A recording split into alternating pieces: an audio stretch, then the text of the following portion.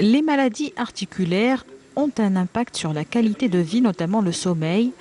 Souvent prises à la légère, elles peuvent également entraîner des complications. Les gens ne prennent pas en compte les maladies, ils les négligent plus souvent, surtout dans les rhumatismes dégénératifs, ce qu'on appelle l'arthrose. Ils sont pas bien pris en charge. C'est-à-dire les malades se négligent eux-mêmes, ils ne consultent pas premièrement, ils consultent très peu, c'est le spécialiste. Mais en fait, c'est une maladie qui évolue et qui risque de clouer le malade au lit. Et à l'autre côté, c'est les maladies, les rhumatismes, ce qu'on appelle inflammatoires. Là, c'est des maladies, le plus souvent, c'est des maladies chroniques qui nécessitent une prise en charge au long cours et qui nécessitent d'être prises en charge par un rhumatologue. Actuellement, les traitements existent. Soit les traitements conventionnels classiques, soit les nouveaux traitements, ce qu'on appelle par les biothérapies, parce qu'il y a la grande nouveauté ces 10 dernières années, c'est les biothérapies dans le rhumatisme inflammatoire. Une grande partie de ces traitements existent au niveau des CHU en Algérie.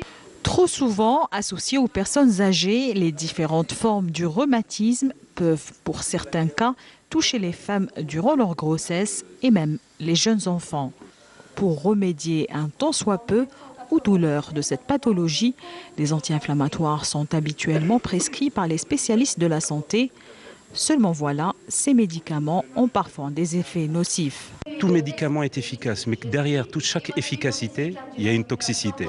Donc, il faut toujours vous référer à votre médecin pour prendre le médicament le plus efficace et le moins dangereux. Concernant la femme enceinte, quelque chose que je n'ai pas détaillé chez l'enfant, en fin de compte, il s'agit effectivement juste que le médecin fasse attention à sa prescription, qu'il essaye d'évaluer le terrain clinique, la dame, le problème, et essayer de donner le médicament. Alors chez la femme enceinte, chose que je n'ai pas du tout repris, l'anti-inflammatoire n'est pas très bon.